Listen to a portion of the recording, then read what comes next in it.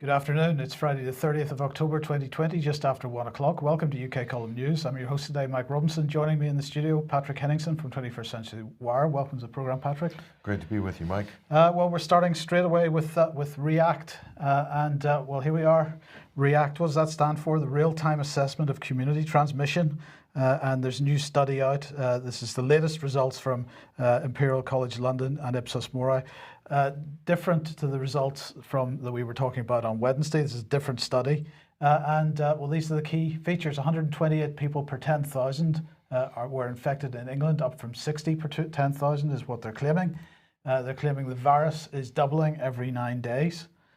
They are claiming the national R rate has increased to 1.6.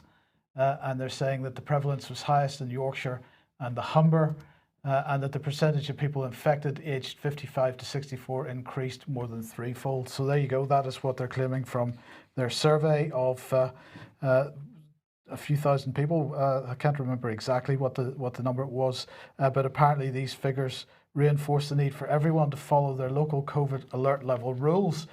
So what are the local COVID alert levels? Well, of course, there's tier 1. We come into the tiers. Medium, that's yellow. That leads us to high. And of course, if you are on a high level, which a number of new areas have, Yorkshire and the Humber, West Midlands, East Midlands, East of England, South East, and so on. But then you move to very high if you're particularly unlucky. That's tier 3. But now there's talk of a tier 4. So we're not clear what that is going to be, but it's obviously going to be very, very, very high, Patrick. So bearing in mind, what we're really talking about once we get to tier 4 is going to be a total lockdown. It's not going to be a national lockdown, but at a local level, a total lockdown in the style that we saw before. The obvious question is, where's tier 0? Is there a tier 0? If you go to Scotland, there's a tier 0. In Scotland, there's 0, 1, 2, 3, and 4 at the moment. So of course, tier 1 in England and Wales, or in England at least, is medium. There is no low level. So there is a presumption that medium is the lowest level of alert we can be on. In Scotland, though, there is a tier 0. And they're basing this on what, PCR tests? PCR positive testing? Well, we're going to come on to that in just one moment, but that's exactly right. But in the meantime, of course, one of the other things they're basing it on is the COVID-19 app. And of course, we've all seen the nice little video that they produced to introduce that. Well, everybody will be very glad to know that 40% is the total number of downloads on this. 40% of eligible smartphones owned by adults have downloaded the app. That's not a great figure, Patrick. Bearing in mind that we're told that in order to prevent this virus and get back to some kind of normal, we've got to have track and trace fully operational. Well, it appears that 60% of the population aren't buying that story. How would you administer it? How would you administer this type of program if 80% or 90% of the eligible smartphones actually download it? And what are you going to keep track of people and how much distance they are with other people who might be PCR positive? Or how are you even going to roll out this testing regime that they've been talking about now for 8 months? Well, this is a very good question, and actually the press release that went along with the latest statement, because there've been updates to the app. It's clear that they're trying to persuade people that they can't get traction on it. They're trying to persuade people that it's privacy aware, that it's safe, that they're upgrading the Bluetooth connectivity to make sure that they're only identifying people that absolutely definitely could have been infected, and only tracking and tracing those people. So the press release is very much trying to persuade people that it's a good thing to do. It's a hard sell, isn't it? It seems to be a very hard sell. But you know what the hardest sell of all is? The hardest sell of all is to convince the public that they're in the midst of a plague right now, and that this is one of the deadliest respiratory viruses known to man, and it's just ravaging communities where the pandemic is still, quote, raging. That is the hardest sell of all, and that's the underlying premise that everything is built on top of. This is absolutely correct. Now, I want to highlight this from yesterday. The Spectator has published this article, COVID in Winter 2020, a worst case scenario. And they've published SAGE's advice to the government for this winter. which doesn't seem to have been generally available. Well, this is a little bit of what it says. Below, we're publishing SAGE's classified report for the winter of 2020. Its assumption is that restrictions stay in place until March 2021. I think everything that we're seeing so far, Patrick, demonstrates that that is probably a correct statement. But if you read this, and I do recommend people do read this SAGE document, it's pretty much full of the usual kind of rhetoric that we've heard so much from them in recent months. But I just wanted to highlight this particular graph here. This is the reasonable worst case scenario, deaths per week in England and Wales. And I want to highlight this section here, because this is the first time that I've seen the SAGE and the government acknowledge excess mortality from non-COVID reasons. Okay, they are suggesting that we are going to see excess mortality for non-COVID reasons. That's the grey bars at the top. The blue bars are excess mortality that they claim are going to be caused by COVID in the reasonable worst case scenario. So if we assume 10,000 deaths per week on average, which is pretty much what is the average for England and Wales, they're adding an extra 2,000 to 3,000 deaths per week from COVID-19, and then they're adding another 1,000 to 1,500 deaths on top of that from non-COVID related issues. Well, this is an acknowledgement that that is going on, but there's nothing in their worst case scenario document, this classified document, which attempts to explain the cause of these non-COVID excess mortality or offer any solution to that. It's just acknowledged. Another fundamental question is, if you go back to that graph, Mike, this worst case scenario, is this a worst case scenario with lockdown measures, with social distancing, with masks, or without? That's kind of an important question. No, this is the worst case scenario, which is justifying their recommended action, which is the lockdown, of course. So this is with no regulations, no mitigation measures at all. That worst case scenario. Yes. So that doesn't that's difficult to square with where we're at right now, because obviously now we have measures in place, various measures, and they're willing to ramp them up in certain regions and certain cities. So this is also a fundamental question that came up in Simon Dolan's legal proceedings as well. In the trial. Is this, from what situation are you comparing with a pre-lockdown, or are you comparing with beginning of lockdown to later in lockdown? And this was a major point of contention. This was a major argument between the QCs representing Simon Dolan and the court. So, and again, I see this cheating going on, this kind of fudging going on in a lot of the analysis and in some of these computer model projections, how they're framed.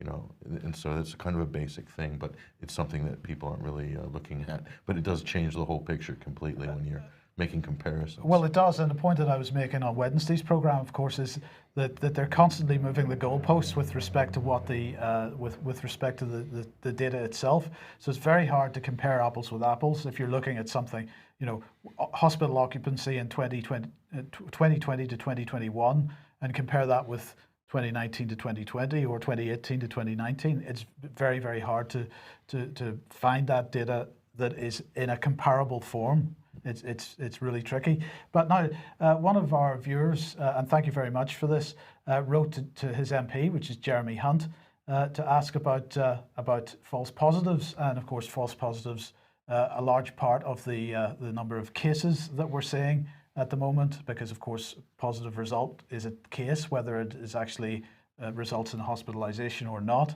And Jeremy Hunt replied, and this is what he had to say. You're right to highlight the issue with false positives, although some of the numbers on this have been manipulated to appear far worse than they are. Okay, that's what he claims.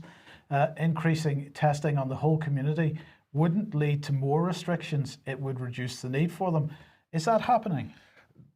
What he's saying there seems to go against reality and the basic logic that the government's working on, the premise that the government's working on. So that's a bit of a strange statement by Jeremy Hunt. So you're left with two conclusions after the statement. Does Jeremy Hunt, A, not know what he's talking about, or is it B, he's being deceptive?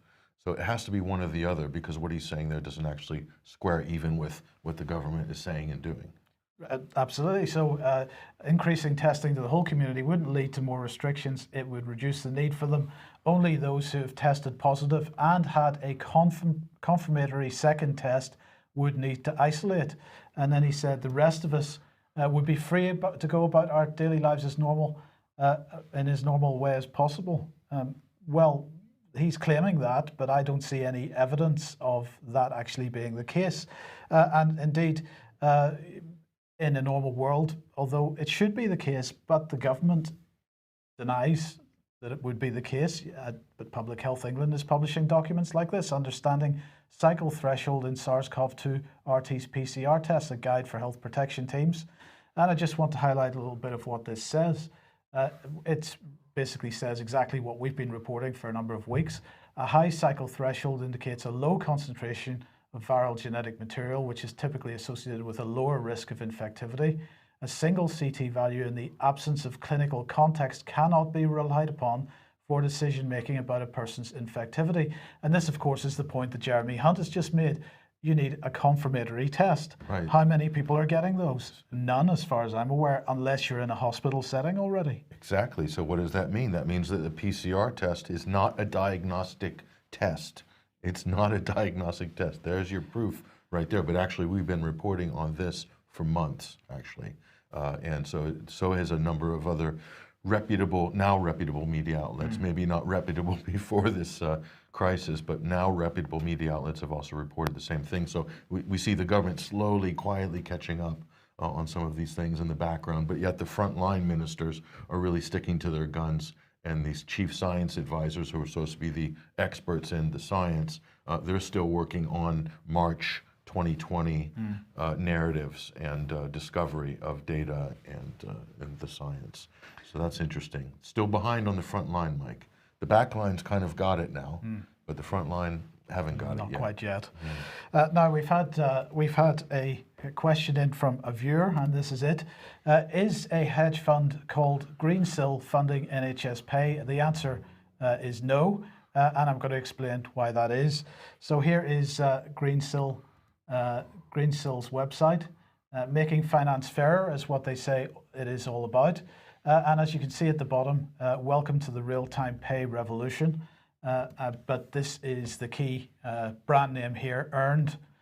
So what they bought up, this company earned at the start of the year or so, and then they managed to sell its services to initially 7 NHS trusts. So they're not actually paying, or they're not funding the pay of NHS personnel. What they're doing is offering payday loans to NHS personnel, and they've effectively been sponsored by the NHS to provide these payday loans to NHS staff. And the argument from them and from the NHS seems to be that, people working in the NHS are low paid and they find it hard to make ends meet from one month to the next. They need some interim financing in the middle of the month, and so this is provided for them.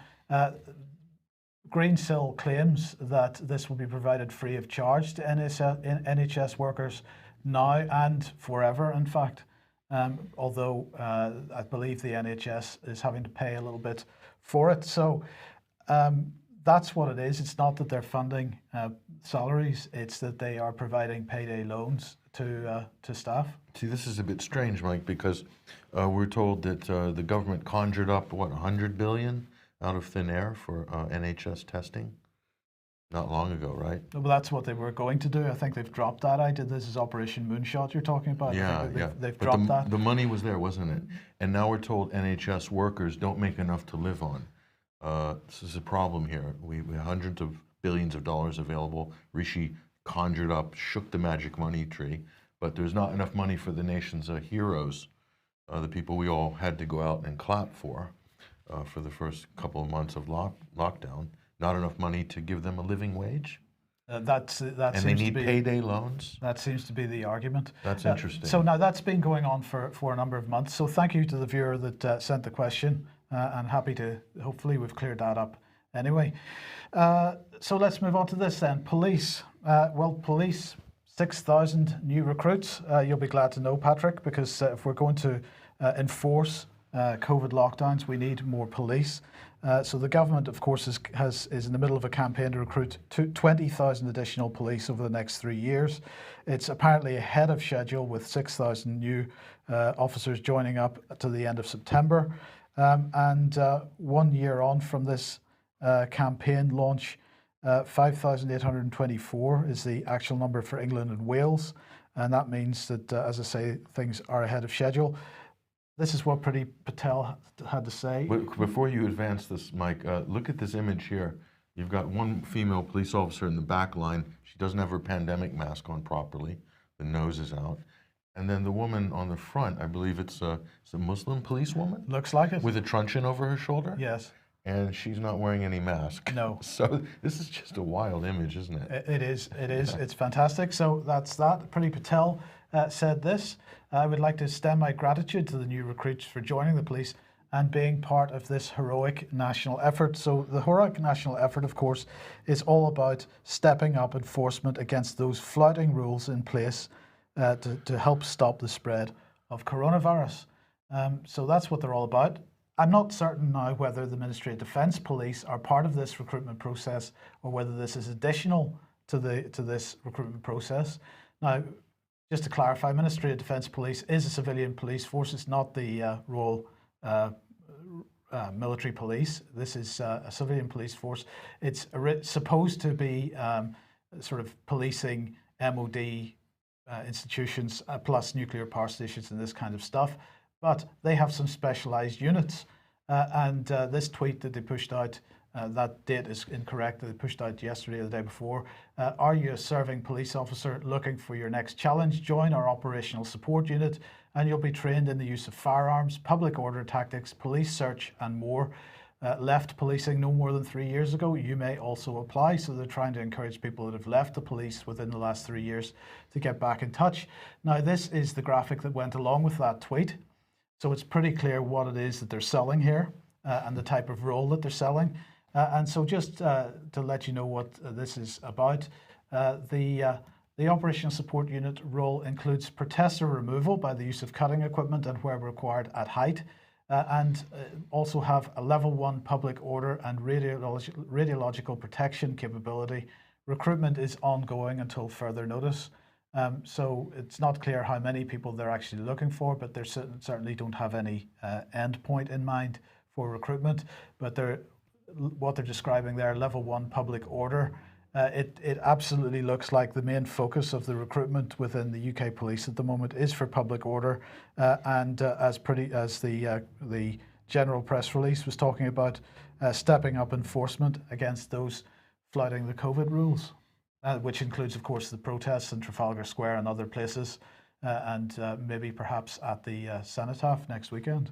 So if they're trying to recruit out of a pool of ex-police officers, right? That's what it seems to be. Well, no, that including ex-police officers. Including yes. ex-police officers. They said you could apply from other police services if you're serving already in other police services. You can apply, but they also want people that have left within the last 3 years. So people, I think the ad, Mike, screams of people wanting action, trained in firearms, etc., yes. Crowd control. So they may be looking for a certain type of a profile of person. I say it's slightly more aggressive, maybe. That seems to be what they're aiming for. Looking for a little more adventure out on the street, yes, possibly. Indeed. Okay, now if you like what the UK Column does and you would like to support us, then please head over to ukcolumn.org/community, and there are options to help us out there. That would be very much appreciated. And a final reminder that Alternative View 11.1 is taking place this weekend, tomorrow and on Sunday. Details at alternativeview.co.uk, also in the UK Column website. And as a result of that, I just want to mention and remind everybody that there will be no UK Column news on Monday. We will be back on Wednesday, but I'll remind you of that at the end of the programme once again. Now, Patrick, of course, the election, only a matter of a few days away in the United States. That's right. Here we have Donald Trump and the Democratic challenger, Joe Biden. So we're about 4 days out right now from November 3rd. That's the U.S. election. They'll be going to the polls, but as we've reported, Mike, previously on some of the Election Edge specials, which you can watch up at the ukcolumn.org or at 21stcenturywire.com. There's been millions of people, record-breaking numbers that have voted early already in this election. So in terms of the stuff that we're looking at in our coverage here, we're looking at battleground states, we're looking at swing states where there are late ballot court challenges. This is the latest thing to be looking out for.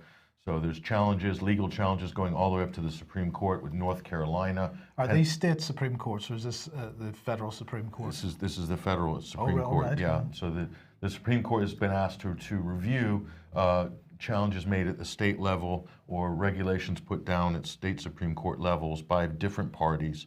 And so they've ruled differently in different states, and so this is really coming down to a constitutional issue. Are Democratic activists who are petitioning the state Supreme Court, or are they able to override normal election rules? And this is about extending the vote. So in some cases, they want to extend the vote 2 weeks after the election. So the argument made by Republicans is you can't do this. This is going to create post-election chaos if you can't call a result on the day. So you can clearly see there's a strategy developing by the Democrats, which is to extend the election, the decision, and Facebook is on board with that. We've reported all this in great detail at our special Election Edge episodes. So that one particular story here, this was what broke in the last couple of days, Pennsylvania and North Carolina. Absentee ballots can be received after Election Day. Supreme Court's ruled. So, yeah, go ahead. Yeah, how many days after Election Day? How long is this going to go on for? Is it going to go on for a week, a month? It depends which state. It depends which state, because some states already have a 3-day extension that ballots need to be postmarked. By Election Day, could be received up to 3 days. Those ballots are then segregated and they'll be counted. And so other states, they're petitioning for 9 days, 10 days. And because the court cases have come in so late, Supreme Court doesn't have time to review. And the new justice, to much fanfare, Amy Coney Barrett, the conservative justice that was just nominated by Trump, she couldn't even weigh in on these two recent ones because she hasn't had time to review the material. And there's a lot of pressure on her by the press, by the Democrats, that she recuse herself, because she's been appointed so late in the game, right before an election. So clearly, the Republicans, President Trump, they want to get a better, more conservative Supreme Court in before the election, but they're not actually going to be able to, rule the Supreme Court. They could rule on Pennsylvania and discount this extension after the election. So there could be a ruling 3 days, 4 days, a week after. So this is a bit of a very strange thing, and this is where it's going to become really controversial. It's going to be a real flashpoint. There will be protests, riots, all sorts of things that we think are going to happen after the election. And again, we've detailed all this. I mean, your electoral system is an electoral college system. Most people understand that from the 2016 election and even before that, but particularly 2016 and the controversy over that. They'll be calling for that to be abolished as well if Trump wins. Right, yeah. But the election day is the 3rd. Normally, what happens? There's a count made, and when does the Electoral College finally make their decision? Normally, yeah, normally it's kind of done and dusted by midnight when all the returns come in. But in this case, it could take a week. It could take longer. It could take longer. So, the Electoral College is a constitutional provision in order to create balance amongst 50 states in a union, so that the elections aren't always decided by the big metropolitan centers. So it's designed to create more parity. That's what the Electoral College is. So it's a Republican. It's a feature of the Republic in a constitutional republic. So it's not done by the popular vote. So this is why it's become controversial in a hyper-partisan political environment that we have now. Okay, and final question on this. If there is a delay and the delay takes more than a few days, what happens to the presidency at that time? Well, the president is still the president right up until inauguration, right? Which is in January. But what will happen if there's national rioting, if rioting in 5, 6, 7 cities, if there's arson rioting in Washington, D.C., if the White House comes under siege, which it did during the post-George Floyd incident. So this has already happened this year, and everyone will be wearing masks out marauding in streets all over the country, not accepting the election. So that's very similar to what we saw in Belarus, okay? Or this what we saw in the Arab Spring, or in the Ukraine, for instance, in the Maidan. So you could have a color revolution, as we've been warning for months.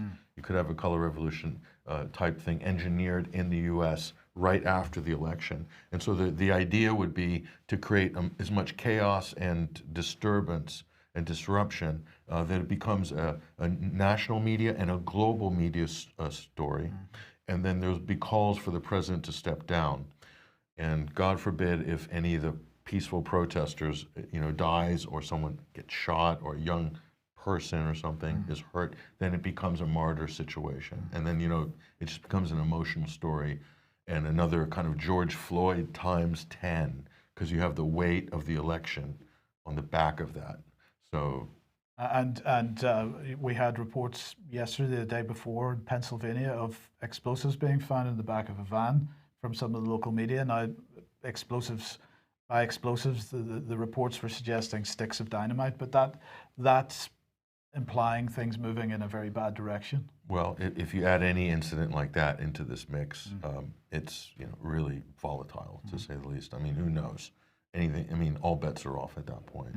So what's clear is that Democrats have said that they will not accept a Trump victory by hook or crook, and they'll go right through the courts and do everything right as long as it takes. So it could be a repeat of 2000 Bush versus Gore, or Al Franken's Senate race in Minnesota in 2008, where they basically took months to come to a consensus, as Mark Zuckerberg calls it, a consensus of who won the election, and that's what will be accepted on the main. So we'll see if that actually plays out, because if there's a giant electoral landslide by Trump, even these states, even these late ballot states, even if they're all to be held in stasis and not confirmed, they know how many late ballots there'll be. It's a certain percentage, and if the margin is so great, then they're going to be discounted anyway, but they'll still go to court and demand they be counted and recounted and recounted. So it's going to become a lawfare situation. So we're calling this a lawfare coup by the Democrats, and they'll do it, by the way. It's not a question of if. No, they've been preparing for it for months. They're going to do it. So it just depends how it's going to play out, and whether the media pushes it, how hard the media pushes it, because it'll be enabled by the press and media at the end of the day. Well, bearing in mind the media has absolutely not reported on Hunter Biden's emails, it's pretty likely the media is going to be 100% behind this, and in fact, we'll be coming on to a little bit of media censorship in a minute, which implies exactly that. That's right. So for any more details on this, just go to 21stcenturywire.com, click on the Election Edge 2020. That's our live blog. You'll get all sorts of tips, updates, stuff that's not necessarily being picked up by the mainstream media, some big reporting that, like we said, is being censored on social media and stuff like that. And go check that out at our Election Edge live blog. Okay, so let's move on to the BBC then, and here we are. BBC issues staff with new social media guidance, and what's this saying? Employees will be told not to, quote, express a personal opinion on matters of public policy, politics or controversial subjects. This announcement, says the BBC, follows new Director General Tim Davies' pledge last month to impose new social media rules. It's also going to tell staff to disclose their earnings outside of the corporation on a public database.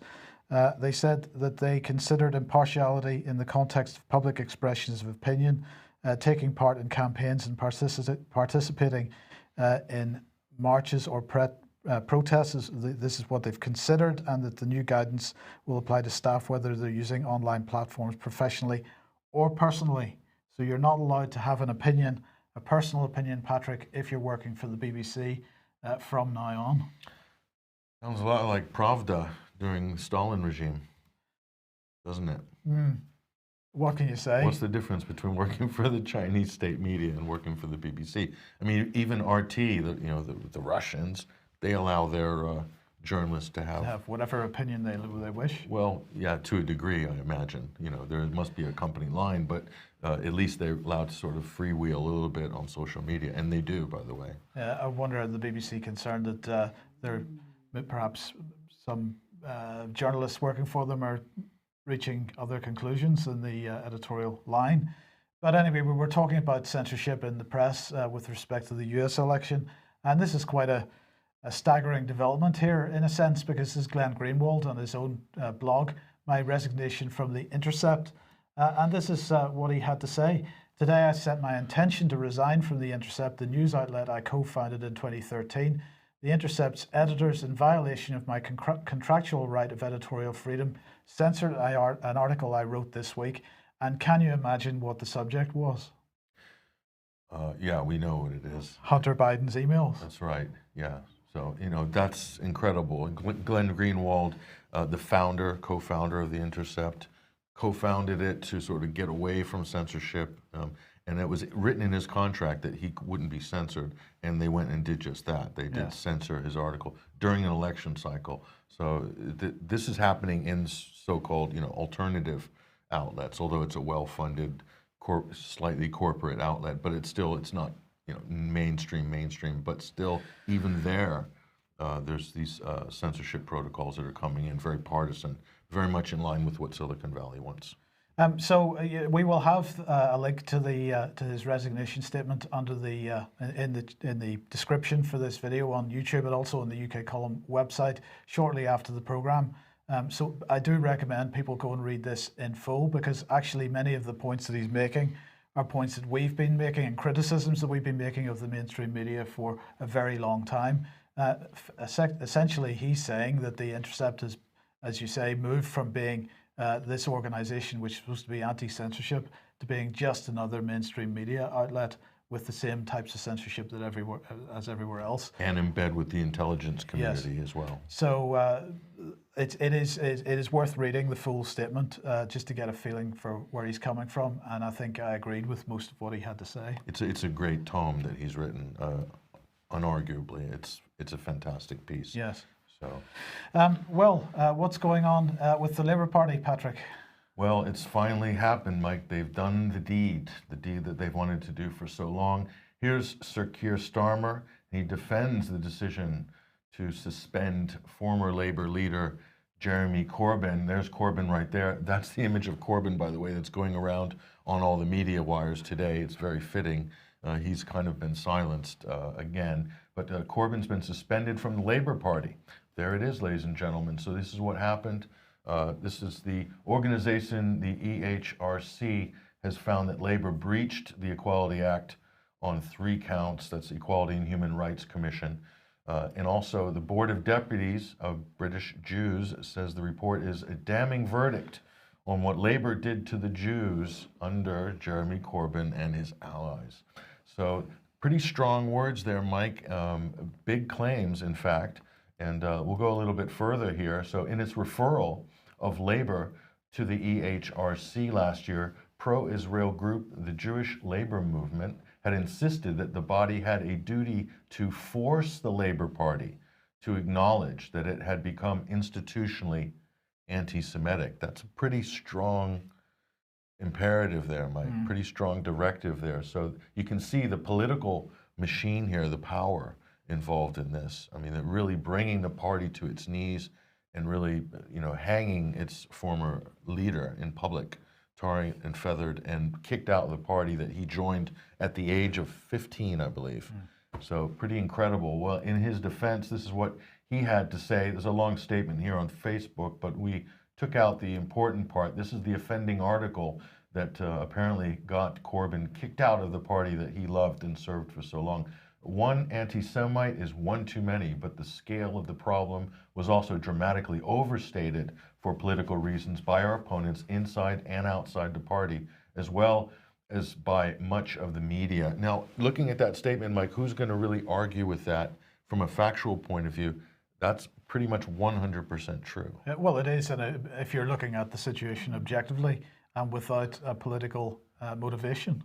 And also, if you read his whole statement, he's very conciliatory towards the Jewish community, apologizes profusely for anti-Semitism in the Labour Party. So he got really bent over backwards for the lobby, but made that one small statement that it was over-exaggerated, and boom, he's out of the party.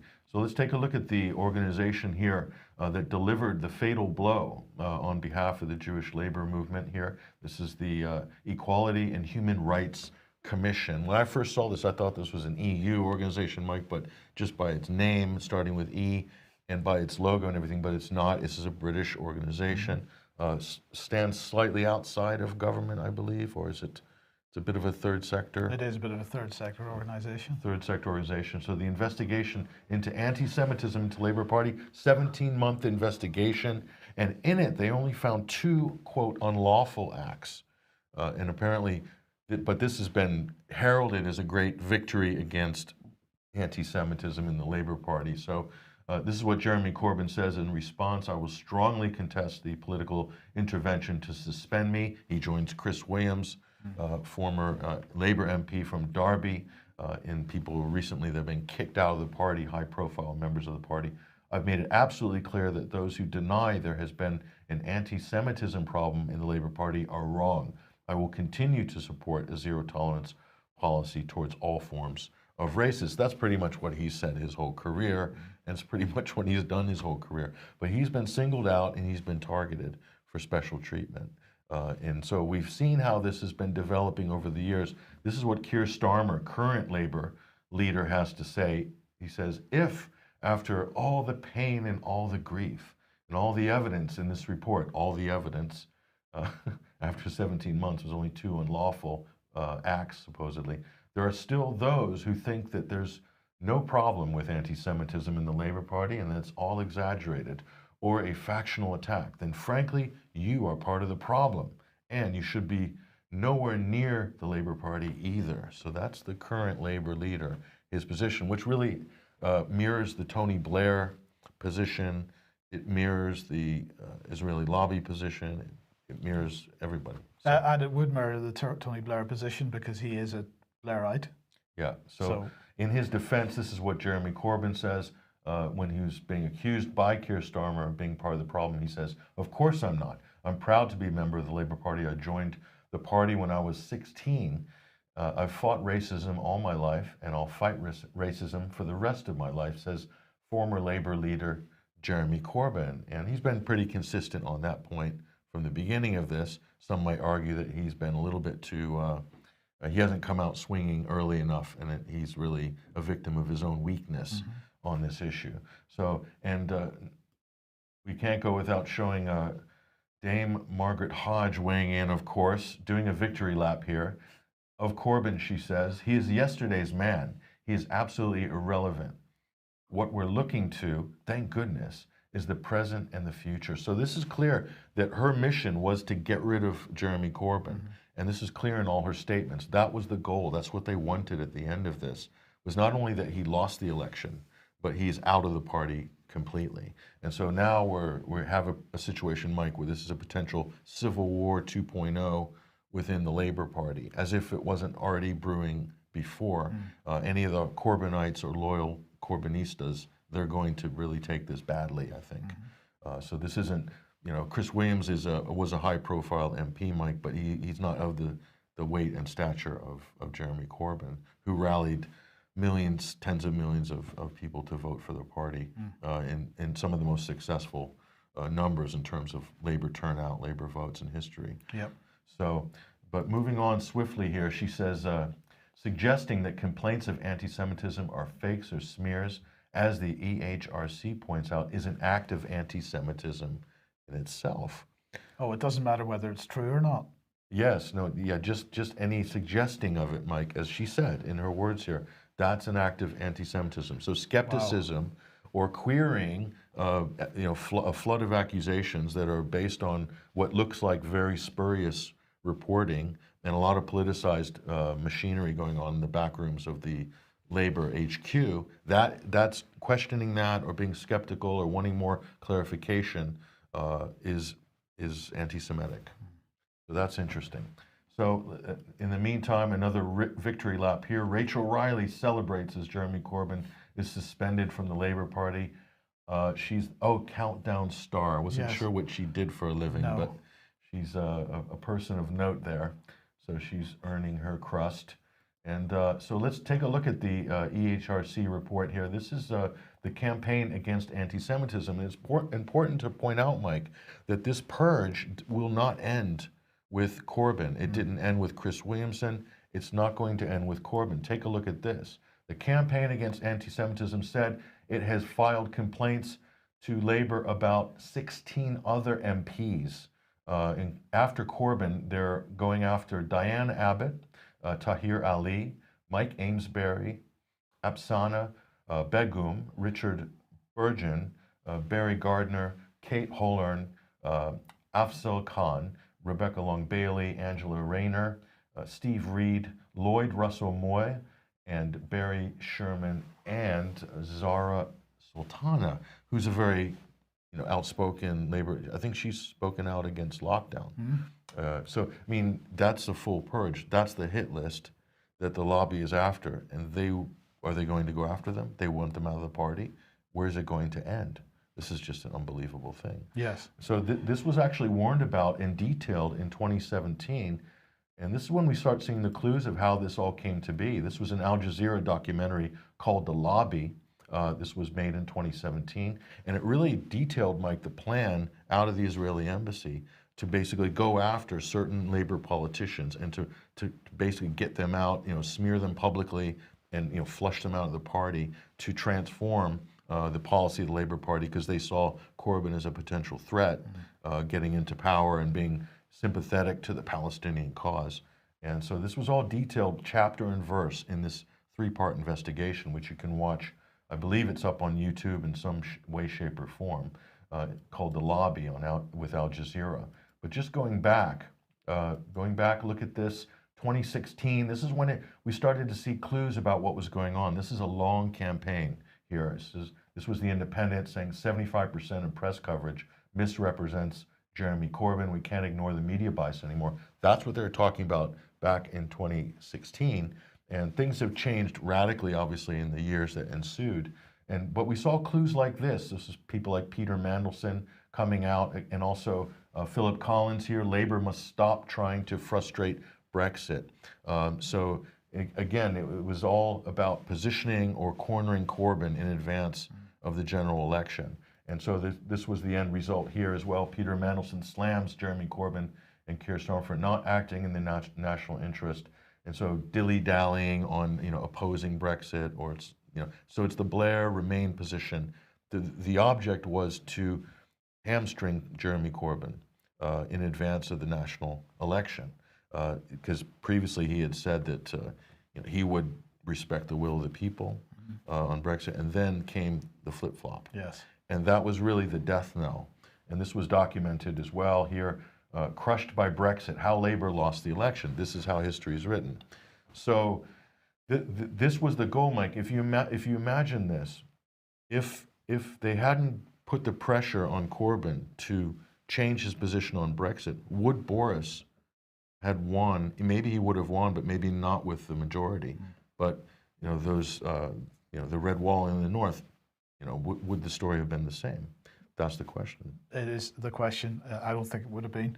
So I think Corbyn, that was where he made his biggest mistake, was his position on Brexit, and of course that was made because he was trying to keep the plates of the various factions within the parliamentary Labour Party spinning, and he wouldn't take a stand based on his own volition. He was determined to try to appease the Blairites within the party, and it has ended badly.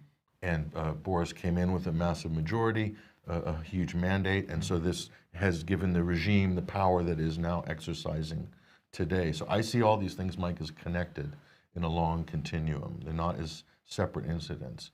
I think that this situation to smear Corbyn, to break the Labour Party up, is very much part of what we're seeing right now in terms of the transformation of government.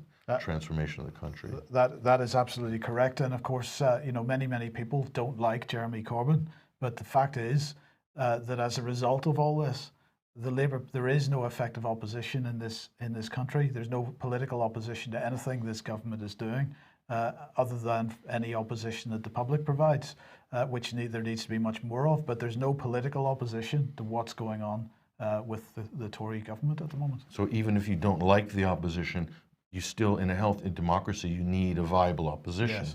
Otherwise, whoever's in power is going to run roughshod over the Constitution, over the law, over everything. Yes. So.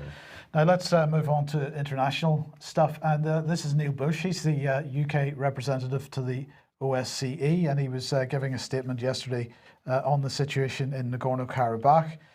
He said, "We strongly condemn the continued shelling of civilian areas."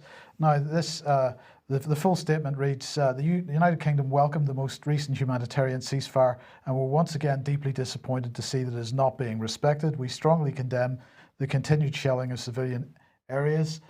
We're particularly, this of course is Dominic Raab's earlier comment on this.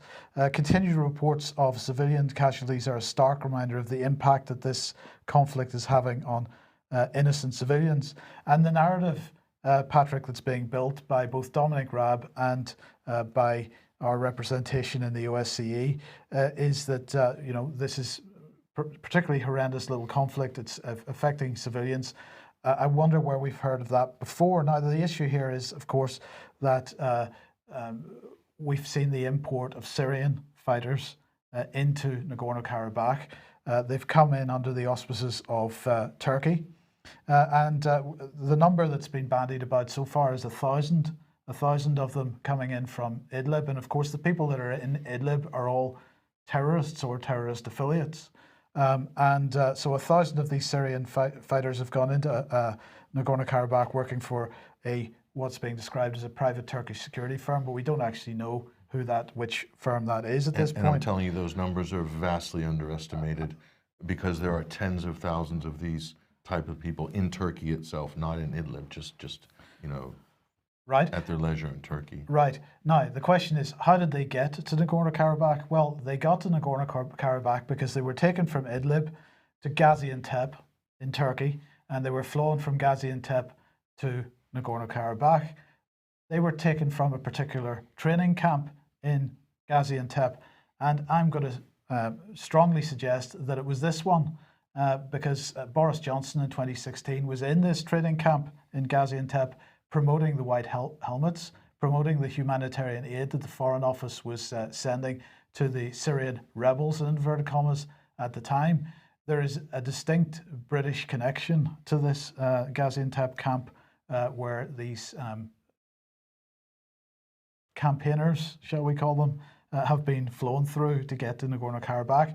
And the key point is, Patrick, that it's the same old narrative that we saw in Syria, civilians being bombed. Well, no, what's actually happening is that these types of people go in and they take over civilian institutions in the area. They take over the schools, they take over the hospitals. They use those as their command and control points. That then makes those places legitimate targets. But the problem is that once those places are targeted, then the mainstream media, without any actual consideration of what's really going on there, simply publishes, and the government as well publishes civilians targeted. This is the same MO that they ran in Syria, is now being run in this conflict. It's a formula. Yes. It's a formula for subterfuge, yeah. Yeah, so if you would like to get a little bit more on the background to this, I do recommend Alex Thompson's article on the UK column, Faraway People of Whom We Know Nothing, Azerbaijan and Turkey's War in Armenia. Do have a read at that. Now, staying international with a British link, here is Nazanin Zaghary-Ratcliffe, who is apparently back in court on Monday. And as a result, the Iranian ambassador has been summoned to the Foreign Office for a talking to. Now, she, of course, was arrested in April 2016. She's a dual national, so she's dual Iranian and British national. She was travelling to visit her parents, and she was arrested and imprisoned for 5 years on various charges of subversion and so on of the Iranian state. This is the statement that the Foreign Office has made on this. We have made it clear to the Iranian ambassador that his country's treatment of Nazanin Zaghary-Ratcliffe is unjustified and unacceptable, and it's causing an enormous amount of distress. Iran is further tarnishing its reputation through its actions towards Nazanin. It's time to end her arbitrary detention and that of the other dual British nationals it is holding. Now, why? Just want to remind everybody why she was arrested in the first place. And she was working at the time for Thomson Reuters Foundation. This is Monique Villa, who was the Chief Operating Officer at the time, saying that these charges were linked to her work at BBC Media Action and at Thomson Reuters Foundation. Now, Monique Villa absolutely denies that Thomson Reuters Foundation works in Iran, has no program dealings with Iran. That was the Thomson Reuters Foundation position. But if you remember at the time, Patrick, Boris Johnson's position was somewhat different because he said to the select committee that when we look at what Nazanin Zaghary-Ratcliffe was doing, she was simply teaching people journalism, as I understand it, at the very limit. And you see, this is the problem. This is the core of the problem. Now, she was found guilty of a charge in Iran. Many people would argue that there's no justice in Iran, no proper justice system, and so that guilty charge doesn't necessarily show anything. So let's give her the benefit of the doubt and say that she wasn't doing anything, or she didn't believe she was doing anything underhand. But the point here is that one aspect of British soft power, which is extremely important, is this notion of media development. There's an entire department within the Foreign Office, the Counter Disinformation and Media Development team, and this is something that organisations funded by the Foreign Office but outside of government, for example BBC Media Action, who she used to work for, are very, very good at this media development thing. And what does that mean? Well, we have to again bring Juliet Harkin, formerly of BBC Media Action, on screen with her quote and explain what that means.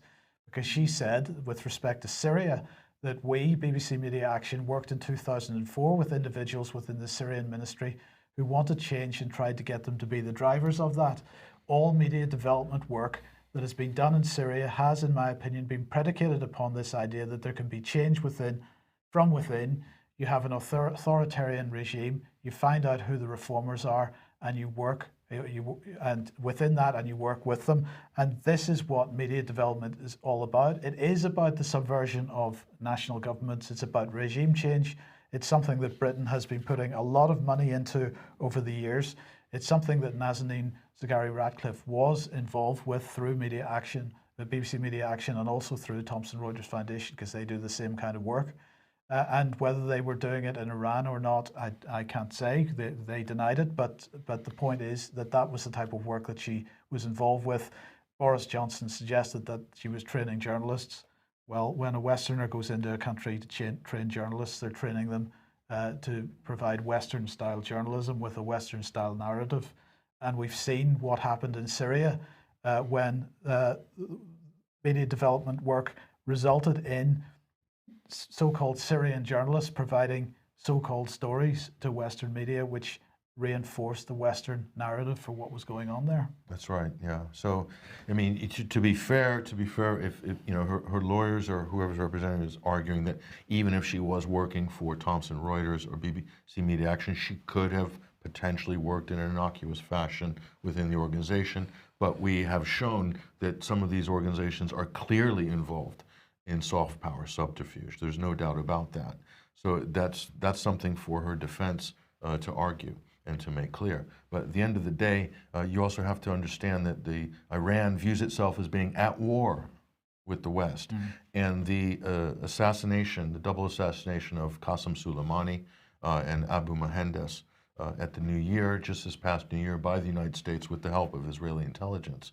General Soleimani, who was fighting ISIS on the ground and doing a fantastic job against Al-Qaeda and ISIS. That probably set negotiations for Zaghary-Ratcliffe back. I would imagine that the Iranians would have said, because they're looking for leverage. They might not mind releasing her mic, but they also want something probably in return. That's just reality in terms of power politics. So I think Britain's hand would have been weakened substantially by the Israeli-U.S. strike on Soleimani. I say Israeli-U.S. because Israel was definitely the spotter, delivered the intel that the U.S. acted on. So that's what all the reports suggest. So that set Britain back on this. So, you know, in a really wonderful world, Mike, we'd have countries like Britain with an independent foreign policy, maybe enough to go to Washington and say, "Why did you do that? You just ruined this. You know, can you help us get her released now?" You know, none of this is happening. Everything is just a giant power block against block, and then a stalemate on so many different fronts. And this is the result. She might be in there much longer than maybe she should be. You know, her family probably wanted her back a couple of years ago. But Yes. the reality is there's a war going on. It's a geopolitical fight, and Iran's involved, Britain's involved, the U.S. is involved. So, And perhaps the issue here isn't the Iranians so much as the British government and the British government attitude to Iran. that too, yeah, that might have a lot to be desired Yes. as well. Okay, well, look, we'll have to leave it there for today. Thank you very much for joining me today, Patrick. Thank you for joining us. We will be back on Wednesday next week because, as I said, no program on Monday as we tidy up after AV 11.1. So we'll see you on Wednesday, and I hope you have a great weekend. Bye-bye.